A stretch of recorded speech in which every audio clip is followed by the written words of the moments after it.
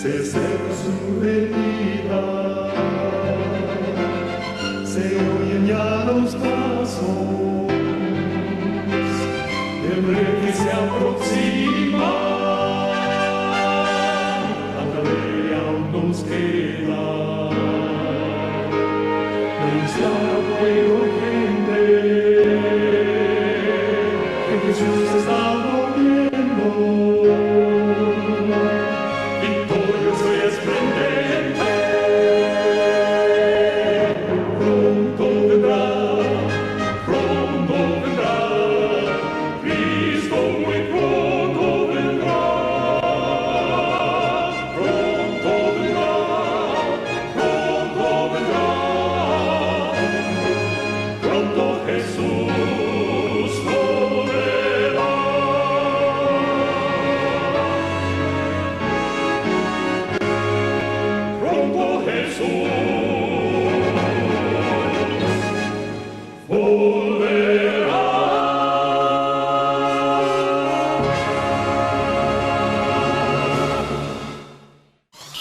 Ese es el tema. Qué lindo. Precioso. Amén. Gloria a Dios. Gloria a Dios, John Frank. Y estoy ahí también tratando de bajar ese tema de Yeshua, ¿no? Que es algo que es bien común que los hermanos lo dicen, pero es bueno saber de dónde viene y saber cómo apoyarlo, ¿no? Con la Biblia y el espíritu de profecía. Eso fue un buen tema. Lo tengo eso ahí. Pero no. John Frank, dejamos el tiempo contigo. Nos hemos gastado, hemos cantado 2 himnos. Hemos alabado al Señor, ahora hemos tenido oraciones intercesoras y ahora entras tú para poder llevarnos nuevamente a saber cuáles son esas características que nosotros, el remanente de Dios, necesita en estos últimos días. El Señor te use, John Frank. Amén, gracias, hermano Brenda. Saludos a todos los hermanos, administradores, predicadores, hermanos que están unidos en la cadena. Bueno, que el Señor nos bendiga, que nos dé iluminación de su palabra por su Espíritu Santo, y que podamos comprender lo que dice la palabra profética. El tema de hoy, como les dije, se titula El último remanente de Dios y está basado por supuesto, en el libro del Apocalipsis. Nosotros cuando vamos al libro del Apocalipsis, en el capítulo 6, nos encontramos ya ubicados directamente en nuestra herencia profética, como lo dice pues los testimonios de la Biblia y del Espíritu de Profecía, sabemos que nos encontramos bajo el 6º sello. Apocalipsis capítulo 6, a partir del versículo 12 nos habla del 6º sello y nos dice: miré cuando vio el 6º sello, he aquí fue hecho un gran terremoto, el sol se puso negro como un saco de silicio y la luna se puso toda roja como sangre. Nos habla de la profecía cumplida del gran terremoto de Lisboa, 1755, el oscurecimiento del sol y el enrojecimiento de la luna, el 17 de mayo de 1780, se cumple entonces todo lo que es la apertura del 6º sello. Y avanzando, el versículo 13 dice: las estrellas del cielo cayeron sobre la tierra como la higuera hecha sus higos cuando es movida de un gran viento.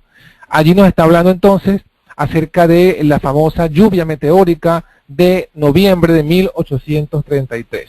Todas estas fueron señales que dieron inicio al movimiento millerita, que luego se convirtió en el movimiento adventista y que finalmente dio como resultado la iglesia adventista del séptimo día en el año de 1860, que fue después registrada.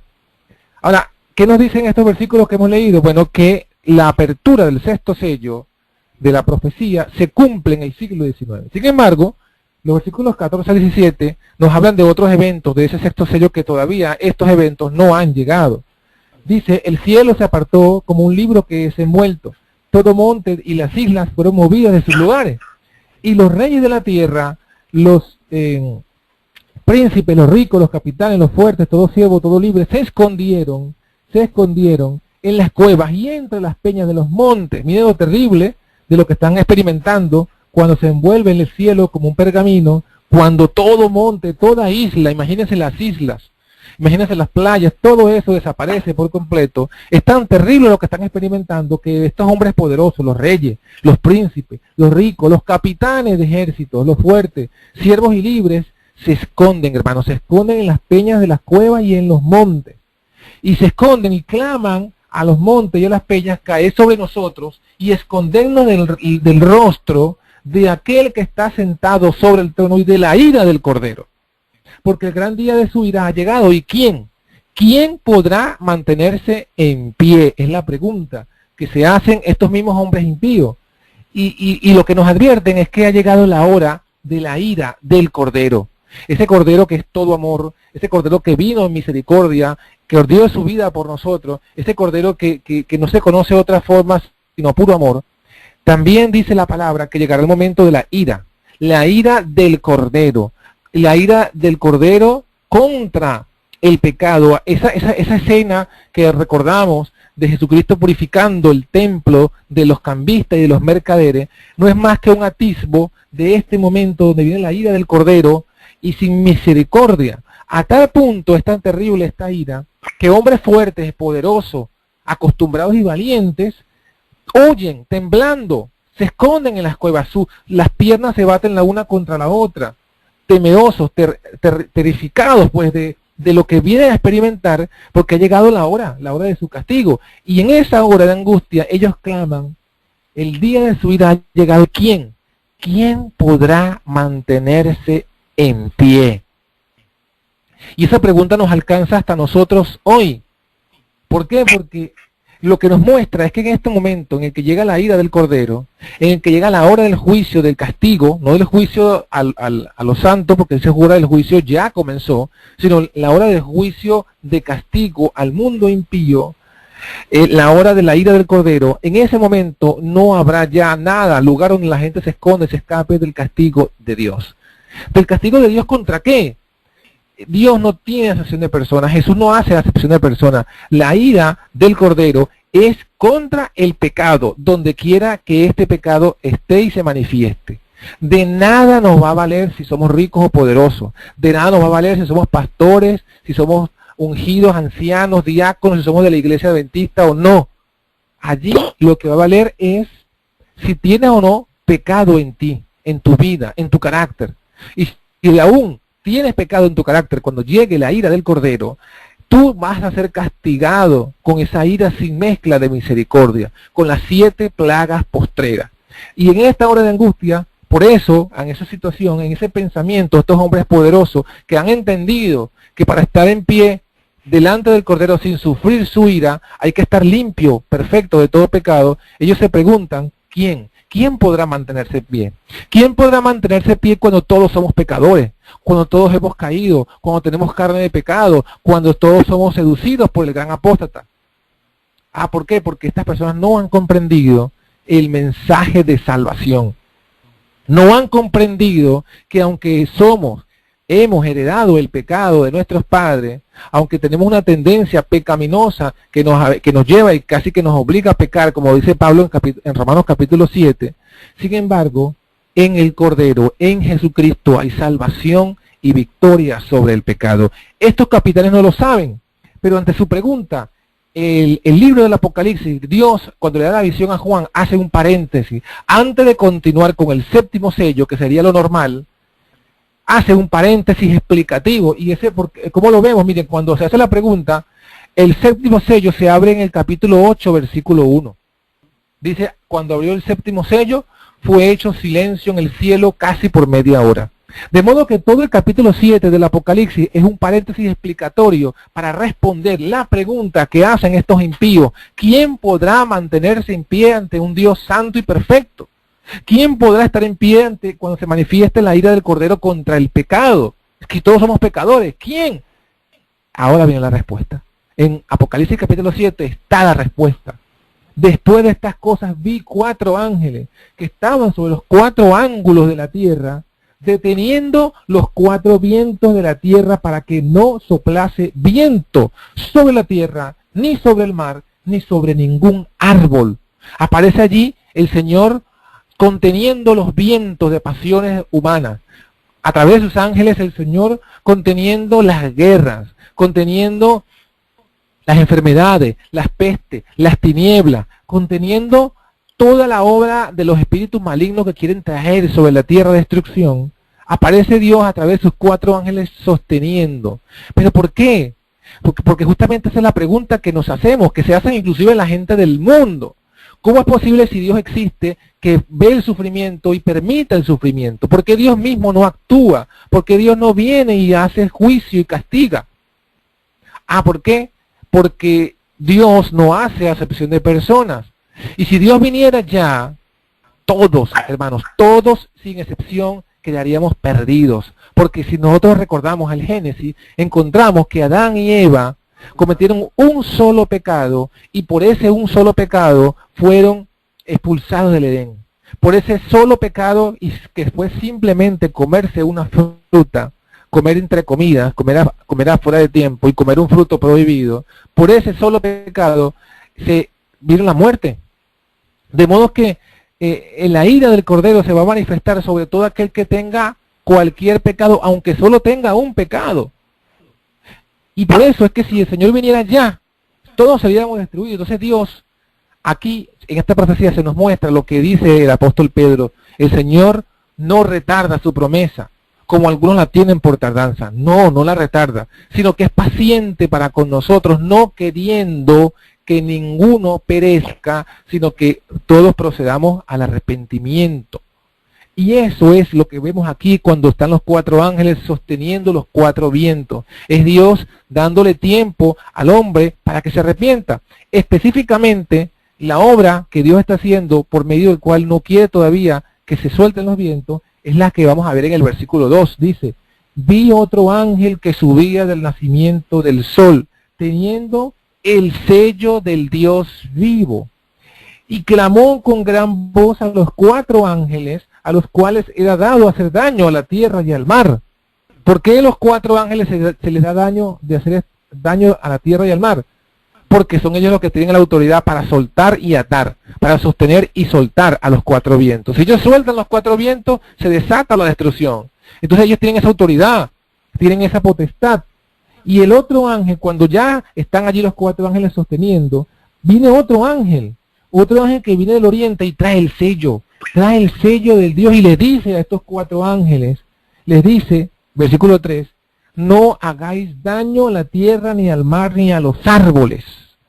No suelte los 4 vientos, no suelte las pasiones del hombre, no deje que el hombre y el diablo dominen a su antojo el mundo. Fíjense, si usted se da cuenta, los últimos eventos de la historia del mundo, desde el siglo XIX hasta ahora, han habido momentos en los cuales parecería que se iban a destruir las naciones. La crisis de los misiles, por ejemplo, en 1960, cuando con un botón estaban por estallar todas las bombas nucleares entre Rusia y Estados Unidos y el mundo. Aparentemente se resolvió sin un solo tiro, sin una sola explosión. ¿Qué fue lo que hizo que no se soltaran esas bombas? Y así sucesivamente. De repente usted ve, hace algunos años surgían unas pestes terribles que amenazaban con que iban a cundir Europa y Estados Unidos y América. ¿Y qué pasó? De repente esas pestes desaparecieron, gripes que venían. O sea, hemos visto el mundo como que viene una alarma, tsunamis que se levantan, terremotos, y de repente todo vuelve a la calma, a la normalidad. Hermanos, lo que nos dice la palabra bíblica, esta profecía, es que detrás, eso es la explicación de por qué se detienen esos eventos, es porque están los 4 ángeles sosteniendo los 4 vientos, que algunas veces como que se les aflojaran esos vientos, como que se quisieran desatar, y entonces ellos vuelven a agarrarlo con fuerza, y se baja, y se detiene, y todo vuelve a la aparente calma y normalidad. Pero esta detención que hace Dios a través de sus 4 ángeles, no la hace porque Dios quiere que tengamos más tiempo para vivir la vida loca, más tiempo para darle alegría al cuerpo. No, dice el versículo 3, no hagáis daño a la tierra, al mar, ni a los árboles. ¿Hasta qué? ¿Hasta cuándo? ¿Hasta qué? Hasta que sellemos a los siervos de nuestro Dios en sus frentes. Hasta que usted, mi querida hermana, mi querido hermano, hasta que yo no estemos ya sellados, el Señor no va a soltar los 4 vientos. El Señor mandó a ese ángel con ese sello y le dijo a los ángeles: tengo una obra que hacer. Y tengo que sellar a los siervos de nuestro Dios en su frente. Y después que yo los selle, ustedes suelten lo que ustedes quieran soltar. Pero hasta tanto no termine yo de sellar a los siervos de Dios, sostengan.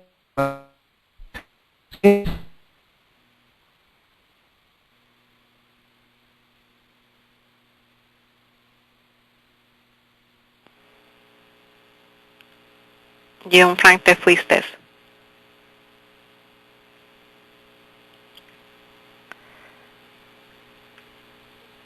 Te fuiste, John Frank. Amén. Aló, aquí estoy. Ahora sí, amén, amén. El tiempo que tenemos ahora, que Dios nos está dando, que nos ha dado, es para que seamos sellados.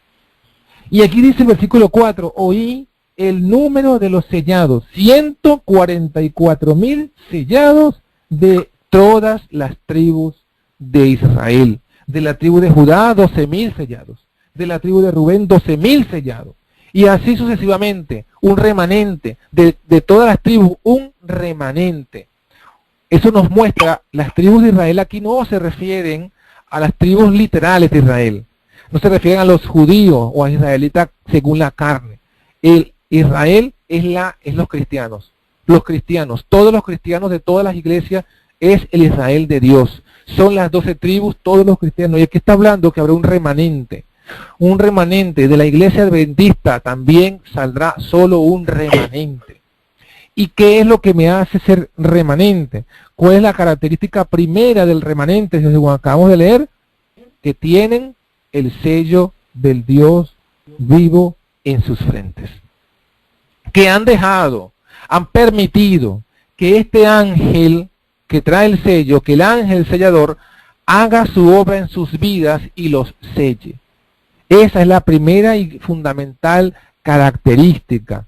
Estos son ellos los que han recibido el sello de Dios. Son el último remanente. Y en Apocalipsis capítulo 14 se nos vuelve a hablar de este grupo, los 144,000, de esta manera. Apocalipsis 14 versículo 1 dice, miré y he aquí el cordero que estaban sobre el monte de Sión, y con él 144,000 que tenían el nombre de él y de su padre escrito en sus frentes. Ahora aquí los vemos en otro momento, en el momento en que ya están sellados, y que se puede ver el sello en sus frentes, y que el sello consiste en que ellos adoran y tienen en sus mentes solamente al Padre y al Hijo. Pero fíjense, cuando aparece estos 144,000, aparecen justamente en el momento más crítico de la hora, porque dice que este capítulo 14.1 viene desde el capítulo anterior, y en el capítulo anterior lo que vemos en Apocalipsis 13, versículo 16, dice, hablando de la bestia y de la imagen de la bestia, está diciendo que hacía que a todos los pequeños y grandes, ricos y pobres, libres y esclavos, se pusiese una marca en la mano derecha o en su frente, y que ninguno pudiese comprar o vender, sino que tuviese la señal o el nombre de la bestia o el número de su nombre. Y aquí hay sabiduría, el que tiene entendimiento cuente el número de la bestia, pues es número de hombre, y el número es 666. Entonces, lo que nos está diciendo aquí, porque luego dice, cuando el mundo está bajo esa presión de colocarse la marca de la bestia, dice Apocalipsis 14.1, que viene a continuación, en ese contexto miré, y he aquí el cordero que estaba en el monte de Sión, y con él, de pie, 144,000 que tenían el nombre de él y de su padre escrito en su frente. ¿Se acuerdan lo que decía Apocalipsis 7? ¿Quién podrá mantenerse en pie ante la ira del cordero? Aquí está quiénes son los que pueden mantenerse en pie. Los 144,000, los que tienen el sello de Dios en su frente, y el sello es el nombre del Padre y el nombre del Hijo en sus frentes. Ellos son el último remanente, los que pueden estar de pie delante de Dios, los que pueden afrontar o desafiar o mantenerse firme cuando la bestia, la imagen, quieran imponer su marca. Y eso lo estamos viendo ya, porque ya pronto vamos a ver el cumplimiento de estos versículos, cuando la bestia se le otorgue, se le dé el poder de lo que dice aquí la Biblia que va a hacer. Pero habrá un grupo que se llama la Biblia los 144,000. ¿Y cuál es la característica que dijimos que tienen ese último remanente, los victoriosos a la bestia, su imagen y su marca? Ellos han aceptado la obra del ángel que trae el sello. Han dejado que este ángel los selle en su frente. Y el resultado de ese sello es que tienen en su frente escrito el nombre del Padre y del Hijo. Adoran al Padre y al Hijo. Entonces, mis queridos hermanos, ¿quién es este ángel? ¿Y qué trae este sello? ¿Qué es el sello y por tanto qué es el ángel? Bueno, nosotros hemos leído en Isaías capítulo 8, versículo 16, cuando Dios dice, ata el testimonio, sella la ley entre mis discípulos. De modo que el sello es la ley de Dios. Y ese ángel que trae el sello no es otro que el ángel que trae la ley de Dios. Y cuando nosotros vamos a la Biblia, seguimos avanzando en el Apocalipsis, después que leímos Apocalipsis 14, si nosotros vamos a Apocalipsis 14, versículo 9 al 12, vamos a encontrar quién es ese ángel que trae los mandamientos de Dios. Apocalipsis 14, 9 dice, el tercer ángel lo siguió diciendo en alta voz, si alguno adora a la bestia y a su imagen, y toma la señal en su frente o en su mano, este también beberá del vino de la ira de Dios, el cual está echado puro en el cáliz de su ira, será atormentado con fuego y azufre delante de los santos ángeles y delante del Cordero. Y el humo del tormento de ellos sube por los siglos de los siglos. Y los que adoran a la bestia y a su imagen no tienen reposo de día ni de noche, ni cualquiera que toma la señal o la marca de su nombre. Aquí está la paciencia de los santos. Aquí están los que guardan los mandamientos de Dios y la fe de Jesús. De modo que el ángel sellador, el ángel que trae el sello, el ángel que trae la ley, que es el sello, es el tercer ángel. Es el tercer ángel, el ángel del sello. Y es el mensaje del tercer ángel, el mensaje del sellamiento. Y ese mensaje, ese ángel, es el que nos va a convertir, si aceptamos su obra, si aceptamos su mensaje, nos va a convertir en 144,000. Es ese y no otro. No hay ningún otro mensaje, sino el mensaje de los tres ángeles. Porque el mensaje del tercer ángel, para que pueda hacer su labor completa, para que lo podamos recibir, hay que recibir el segundo y hay que recibir el primero, porque es una concatenación de mensajes. No puedes recibir el tercero sin haber recibido el segundo, y no puedes recibir el segundo sin haber recibido el primero. Entonces, cuando se habla del tercer ángel, realmente se está hablando de los tres mensajes, de los tres ángeles. Los tres ángeles, los tres mensajes, tienen que hacer tu labor, su labor en tu vida, su labor en mi vida. Si yo los recibo como fueron predicados, como están escritos, como son originalmente, sin añadirle ni quitarle, entonces, y solo entonces, yo estaré convirtiéndome por medio de ello en 144,000. Y eso, hermano, es lo que tenemos que tener presente. Nosotros que ya hemos salido, o estamos saliendo, o estamos por salir de la corporación apóstata, tenemos que entender que este es el camino que debemos recorrer para poder en verdad ser esos 144,000. Y es qué cosa, recibir el sello, recibir el mensaje del sellamiento y apartarnos del mensaje de las iglesias caídas, de las doctrinas de Babilonia. El mensaje del primer ángel nos dice, nos repite lo mismo. Fíjense que por eso es que decimos lo que decimos, de que los 144,000, el sello que tienen es que adoran al Padre y al Hijo, porque justamente en el mensaje del primer ángel, capítulo 14, versículos 6 y 7, dice, vio otro ángel volar por en medio del cielo, que tenía el evangelio eterno para predicar a los que moran en la tierra, a toda nación, tribu, lengua y pueblo, diciendo en alta voz, temed a Dios y dale gloria, porque la hora de su juicio ha llegado, y adorad a aquel que ha hecho el cielo, la tierra, el mar y las fuentes de las aguas. El primer mensaje es una exhortación a adorar a Dios y al Creador. Y al Creador que sabemos, según Colosenses 1:15 y 1:16, que es Jesucristo, por medio de quien todas las cosas fueron hechas. Y como dice Juan 1, del 1 al 3, que todo lo que ha sido hecho lo hizo el Hijo, y sin el Hijo, nada de lo que ha sido hecho fue hecho. Es decir, el Padre creó todo por medio de su Hijo.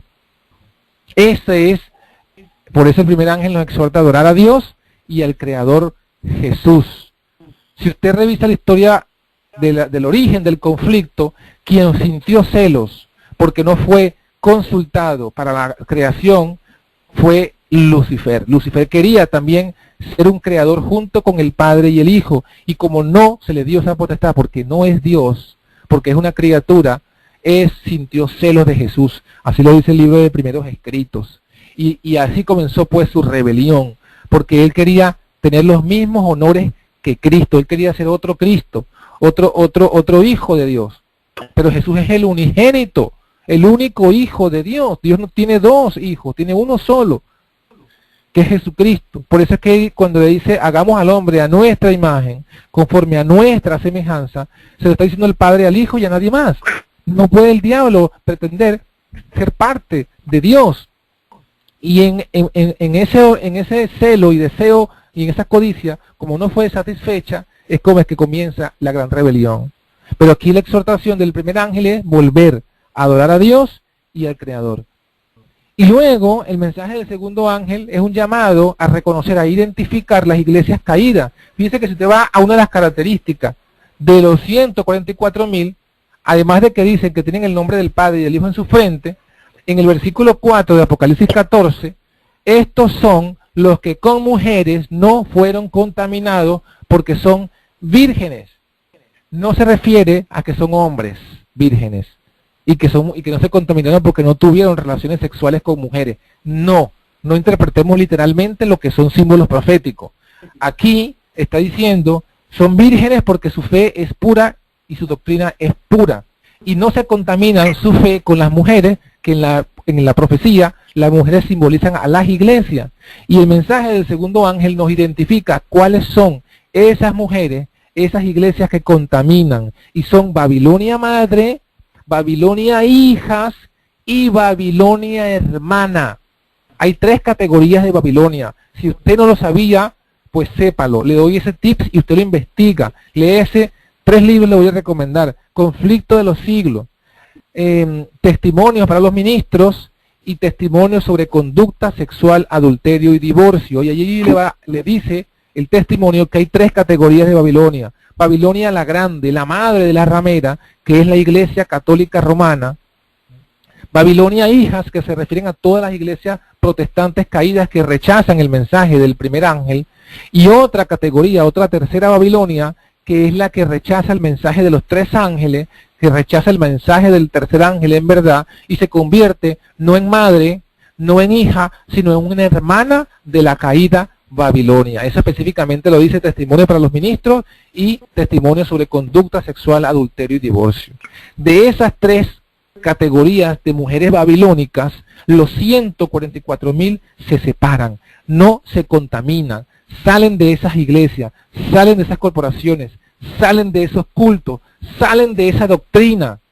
Hay una doctrina, hay doctrinas que son originales de la Iglesia Católica, que son originales de Constantino, que fueron inventadas por Constantino cuando se unió el paganismo con el cristianismo.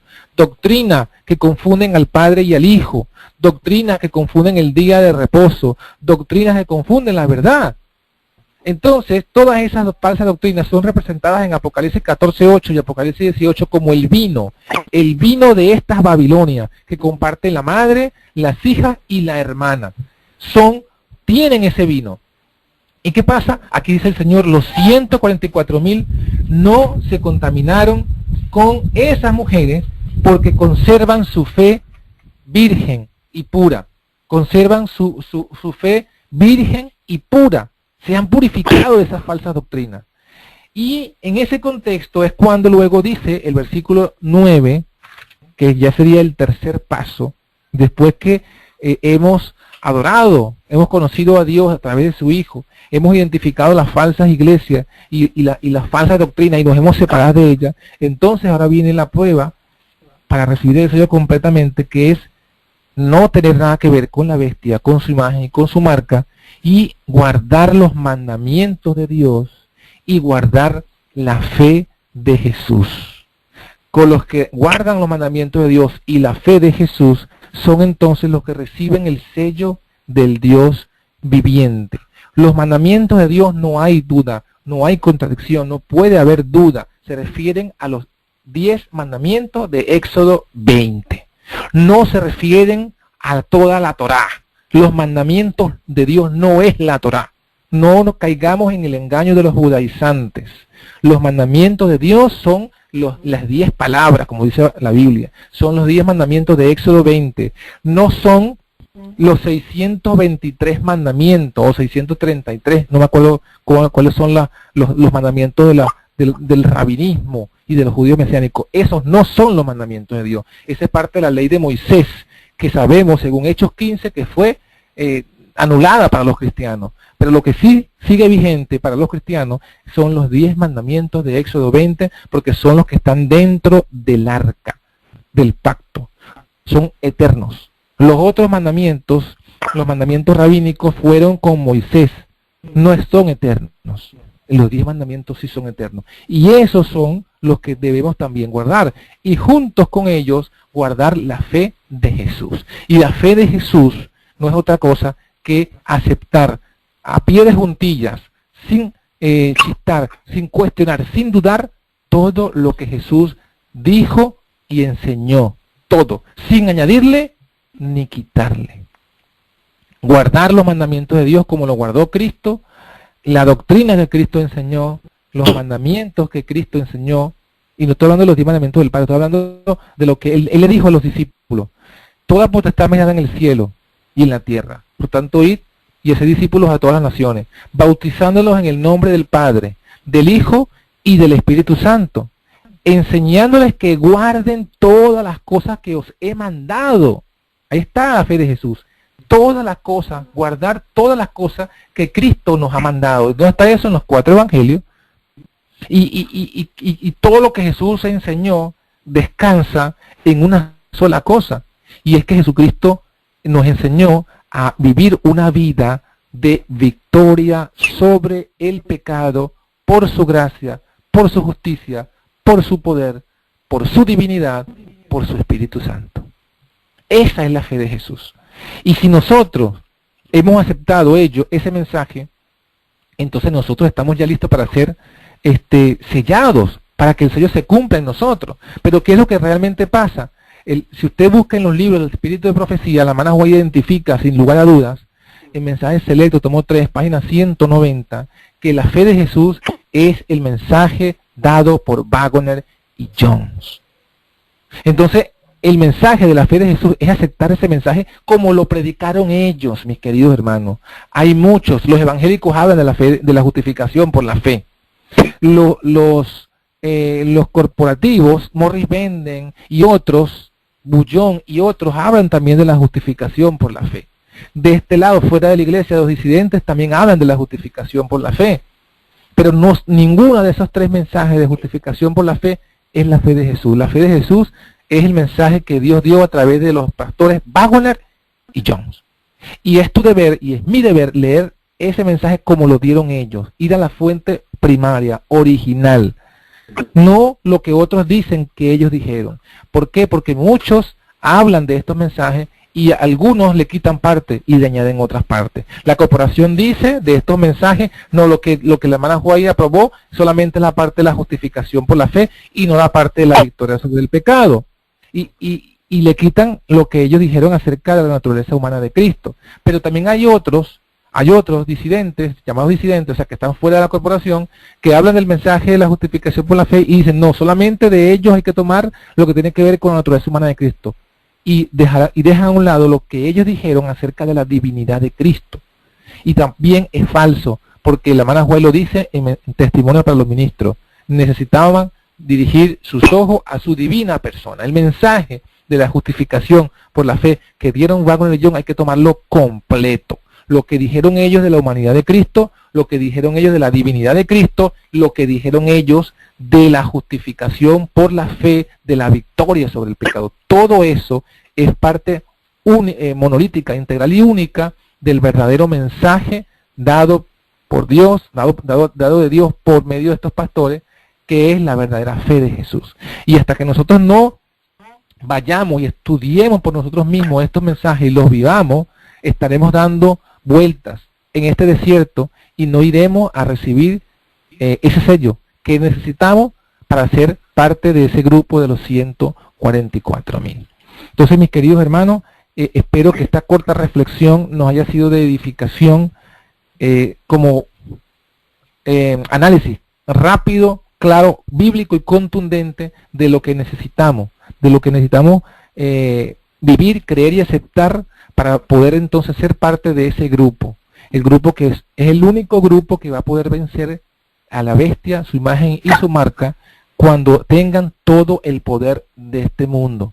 Lo van a tener, el poder económico, militar, político, religioso, todo eso que lo están alcanzando lo van a lograr completamente. Y cuando todo ese poder venga contra nosotros, muchos van a flaquear de su fe. Muchos, dice la Biblia, van a ser sellados, van a ser marcados por la bestia, no solo en la frente, sino también en la mano. No en la frente porque están convencidos, saben que la verdad es otra, pero porque no pueden hacer otra cosa, reciben la marca en la mano derecha. Y es triste porque muchos adventistas van a recibir la marca en la mano derecha. ¿Y por qué? Porque no quisieron aceptar el mensaje dado por Waggoner y Jones, ese mensaje que envió Dios, porque se aferraron a sus teorías, a sus tradiciones, a los líderes, y fueron flojos para estudiar por sí mismos. Era pendientes de lo que decía uno, de lo que decía el otro, y no eran bereanos, no estudiaban por sí mismos.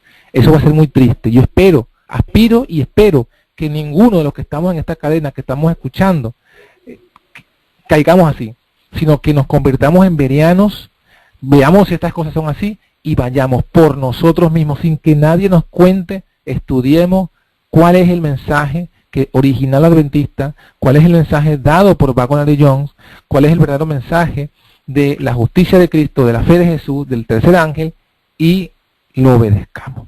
Entonces, que el Señor nos bendiga, nos guarde, y que este resto de sábado para ustedes sea de bendición. Para mí, nosotros aquí justo se acaba de poner el sol, ya para nosotros aquí ha llegado la semana, pero seguimos juntos en el espíritu y en el deseo de que podamos ser todos victoriosos, más que vencedores, por Cristo Jesús, Señor nuestro. Entonces, que el Señor nos bendiga. Amén. John Frank, si puedes hacer una oración, por favor. ¿Cómo no?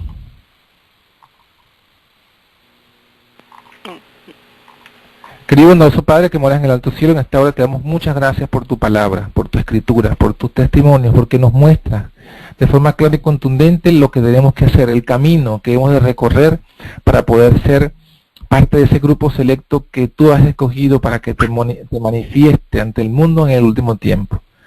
Nosotros queremos ser parte de esos 144,000, de esos que van a estar de pie ante ti cuando venga la ira de tu Hijo, que no vamos a tener temor alguno porque habremos sido limpiados, purificados de todo pecado por la sangre de Jesucristo. Pero ayúdanos a entender estas cosas, a verlas, no solamente en el intelecto, sino en el espíritu, y danos el valor moral para nosotros poder obedecerla, para seguir este camino, aunque la gente hable mal de nosotros, aunque no nos vean bien, ayúdanos a perseverar en este camino hasta el fin, y que de esa forma seamos salvos. Gracias por tu misericordia, gracias por la oportunidad de compartir esta palabra, de escuchar esta palabra. Gracias por los hermanos de la cadena que han abierto la oportunidad para compartir esta palabra. Síguelos bendiciendo a ellos, a nosotros, a todos los que escuchan, a los que van a escuchar. Y Señor, aviva tu obra en medio de los tiempos difíciles. En medio de esos tiempos difíciles, hazla florecer. Gracias por escucharnos, Padre. Todo te lo pedimos en el nombre de Jesús. Amén, Señor. Amén, Señor, amén. John Frank, pregunta para ti. Tremendo tema, poderoso tema. Simplemente esto me lleva a imaginarme, ¿no? Lo que tú estás hablando, diciendo que hay 4 ángeles que están deteniendo los 4 ángulos. Me imagino, estos ángeles son grandes, poderosos. El trabajo de ellas es detener, pero esto es literalmente, simbólicamente, realmente existen esos ángeles fuertes y como cuando dice, no, están deteniendo cada esquina, no, están deteniendo, es ¿cómo es el trabajo de ellos, sabiendo el trabajo de los ángeles, no? En este caso, ¿cuál sería el trabajo de estos 4 ángeles si son realmente así esos grandes, fuertes, poderosos que nos están viendo en este momento? Bueno, el trabajo de ellos evidentemente es eso, dirigir la historia, dirigir los gobiernos, dirigir los poderes del mundo, dirigir los poderes de la naturaleza, para que no venga la destrucción. Acuérdate que el diablo y sus ángeles quieren llevar el mundo a la destrucción, a las guerras, a todo esto, ¿no? Entonces, bueno, estos ángeles de Dios poderosos se oponen. Un ejemplo bíblico es lo que dice el libro de Daniel, capítulo 10 y capítulo 11, cuando dice que había un conflicto con el rey de Medo-Persia, ¿no? Dice uno de los ángeles que había un conflicto y que solamente quien lo ayudaba a él, el que habla es Gabriel, él dice, y ninguno me ayuda sino Miguel, vuestro príncipe. ¿Y cuál era el conflicto con el rey de Medo-Persia? Bueno, porque el rey de Medo-Persia tenía que lanzar el decreto de restaurar a Jerusalén, y los demonios lo estaban impidiendo. Entonces hubo una lucha espiritual para poder llevar a estos reyes, en este caso a Ciro, al rey de Medo-Persia, para que ejecutara el decreto. Y eso nos muestra lo que pasa hoy día. A veces hay presión para que los presidentes de los principales países del mundo, de Estados Unidos, Rusia, Europa, China, esos países muy poderosos, Francia, Alemania, etcétera, hay presión para que ellos usen su poder para llevar a la guerra, a la destrucción y a la muerte. Entonces, ahí donde están los ángeles luchando, para evitar una destrucción definitiva, para que el diablo la obra de estos ángeles es detener para que el diablo no tenga campo abierto para controlar a estos poderosos a su antojo. Entonces, es ahí donde se manifiesta, pues, estos ángeles obran para que no se haga daño en la tierra, entre tanto que el remanente alcance la condición de ser sellado.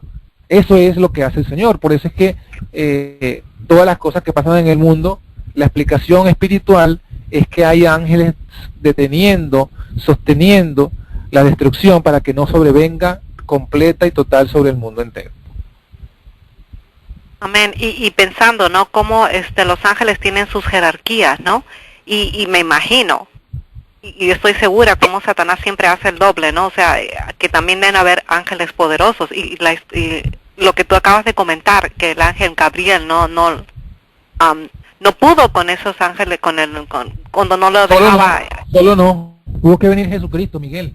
Imagínate, eso es bien impactante realmente. O sea, estos ángeles son tan poderosos, pero tan poderosos, y me imagino que ellos están haciendo trabajar a los otros, ¿no? Como que no haya guerras. Acuérdate que el ángel que los dirige es Lucifer, que Lucifer era el más exaltado de todos los ángeles. Y dice el testimonio que fue creado muy semejante a la deidad misma. O sea, que un ángel que originalmente era más poderoso que Gabriel. Lucifer era más poderoso originalmente que Gabriel. Entonces, claro, el único que podía y que puede, que ese es el punto, ahí vuelve a aparecer el tema de la justificación por la fe. El único que puede vencer completamente a ese ángel es Miguel, es Jesucristo. Y eso es lo que dice Apocalipsis 12. Apocalipsis 12 dice que hubo una batalla en el cielo. Miguel y sus ángeles luchaban contra el dragón y sus ángeles. Pero ¿quién venció? Miguel. Porque Miguel es Jesucristo. Y Jesucristo venció a Lucifer en el cielo cuando era el Hijo de Dios. Y Jesucristo venció a Lucifer en la tierra cuando Jesucristo tomó carne de pecado. Así que Jesucristo lo ha vencido, pues, gloria a Dios. Jesucristo ha vencido a ese ángel en todos los terrenos, en todas las condiciones. O sea, por eso, quien está con nosotros es más poderoso que quien está con ellos. Amén, amén, gloria a Dios, Eso es lo que tenemos que aferrarnos a esa esperanza, a esa evidencia. Jesucristo, bueno, lo ha vencido, como ha querido, donde ha querido y las veces que ha sido necesario. Jesucristo ha sido victorioso con el diablo, y el diablo no puede. Por eso es que cuando Jesucristo aparece en nuestra vida, como están los cánticos de los niños, ¿verdad? Cuando Jesucristo aparece, el diablo sale huyendo, sale corriendo. No tiene forma ni manera de que pueda vencerlo. Por eso es que nosotros tenemos que tener a Cristo en nosotros, como dice el apóstol Pablo. Cristo en vosotros, la esperanza de gloria. Amén, amén. Eso realmente estremece mi corazón de verdad, porque tener al Señor de nuestro lado, como tú dices, si Él venció al enemigo de las almas, y tenerlo a Él, ¿no? Nos da mucha, pero mucha esperanza de que los que queremos ir al cielo, ¿no? De entrar al cielo. Amén, amén. Amén. Ok, otra pregunta. Tú hablaste del Torah. Yo tengo entendido que el Torah son los libros del Pentateuco. Entonces correcto, dijiste, y hablaste de la ley de Dios. Entonces, no como los que están guardando el Torah, sino como la ley de Dios. ¿Cómo entonces haces esa Sencillo, porque ¿cómo lo que es? expliqué, la Torah son los 5 libros completos, Génesis a Deuteronomio. Pero lo que Ya. dice Apocalipsis es los mandamientos de Dios, y los mandamientos de Dios solamente está Éxodo 20. Solamente lo que está en Éxodo 20. O sea, nosotros no tenemos que guardar la fiesta, no tenemos que guardar, o sea, los mandamientos de Dios, de Apocalipsis 14, 12, no son las fiestas. Los mandamientos de Dios no es la circuncisión. Los mandamientos de Dios no es la luna nueva. Los mandamientos de Dios no es nada de esas cosas que sí está en la Torá, que Dios se lo pidió a los judíos, pero no es, eso no es los mandamientos de Dios. Los mandamientos de Dios comienzan en no tendrás, comienzan en yo soy Jehová tu Dios, que te saqué de la tierra de Egipto, de casa de servidumbre. No tendrás dioses ajenos delante de mí. Y luego habla del segundo, no te harás imagen. Y el tercero, no levantarás, no tomarás el nombre de tu Dios en vano. Y el cuarto que habla del sábado. Y así el quinto, de honra a padre y madre. No robarás, no matarás, no levantarás falso testimonio, no cometerás adulterio, no codiciarás. Todos esos son los mandamientos de Dios. Esos, son 10. No son los 623 mandamientos de la Torá, que abarcan todo lo que son Génesis, Éxodo, Levítico, Números y Deuteronomio. Eso no es lo que, no son los mandamientos de Dios. Entonces, que cuando fueron dice, hechos para habla el de pueblo de Israel, ¿no? Eso sería, correcto, que fueron son, hechos- que la Biblia llama, no somos nosotros los que inventamos eso. Los apóstoles de Jesucristo llamaron a eso, a todos esos 5 libros, la ley de Moisés. Y lo dijeron claramente en el concilio de Jerusalén. No se lo no pedimos, no se le exige, no, los gentiles no tienen que guardar la ley de Moisés. No tenemos que guardar la ley de Moisés. Tenemos que guardar la ley de Dios, los mandamientos de Dios. Entonces, hay una clara diferencia en la Biblia, qué es lo que es la ley de Dios y qué es lo que es la ley de Moisés. Y lo que dice Apocalipsis 14, 12 es los mandamientos de Dios. Amén, qué lindo. Ok, entonces eso también sería prácticamente para los que están todavía guardan las fiestas y todo eso y creen en eso. Entendí. Correcto. Ok, una pregunta más y la última. Vale, claro. Cuando tú dices, ok, Sí, dime, cuando dime. tú dices cuando dices la justificación por la fe, no como los evangélicos también guardan la justificación por la fe. La guardan, pero no como Wagner y Jones, right? Solo lo guardan como lo que ellos saben. Sí, Nosotros la justificación para la seríamos fe. La justificación para ellos es solamente la fe, pero desconectada de la ley. Y esta no es la verdadera justificación por la fe. Porque la justificación, la palabra justificación es ser hechos justos. O sea, yo soy impío y me convierto en justo por la fe, pero me convierto en justo. En cambio, para ellos la justificación es solamente Dios te declara justo, no te hace justo. O sea, para ellos la justificación no incluye la transformación del corazón, que eso sí es lo que predicaron Wagner y Jones. Por la fe tenemos un nuevo corazón, por la fe somos cambiados, somos transformados de injustos, de personas con malos sentimientos, con malos pensamientos. Solamente por la fe somos transformados en personas que tenemos un nuevo corazón, unos nuevos motivos, unos nuevos intereses. Ahí está la diferencia. Y la otra diferencia es que no solamente somos transformados, sino que por la misma fe somos capacitados para ser victoriosos de todo pecado.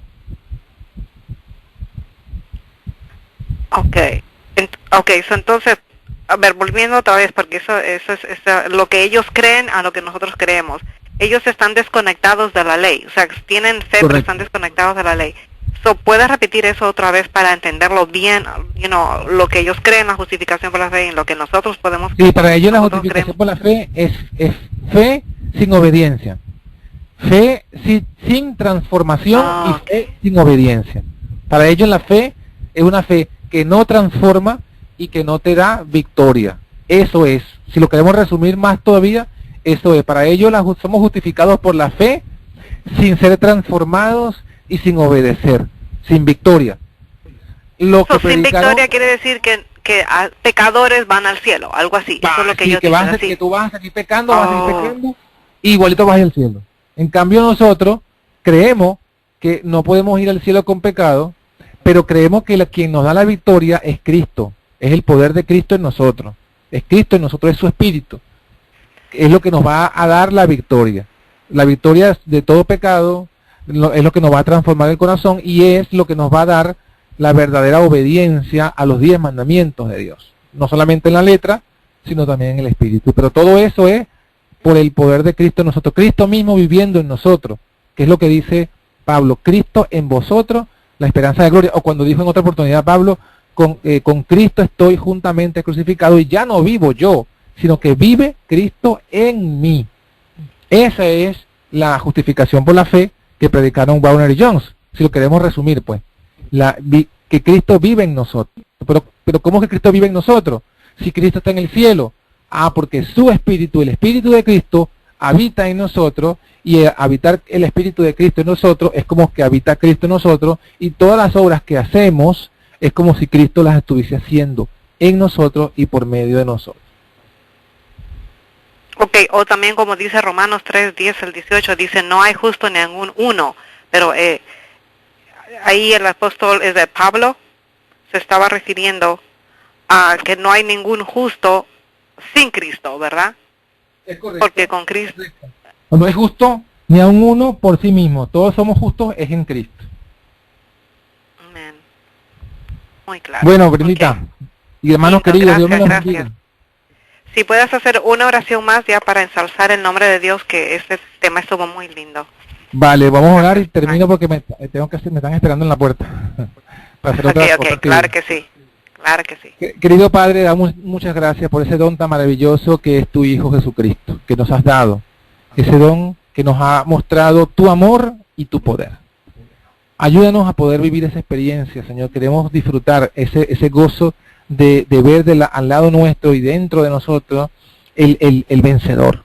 Que cuando el enemigo venga, Cristo dé la cara por nosotros y el enemigo salga huyendo. Y podamos entonces experimentar lo que es vencer el pecado, vencer la tentación.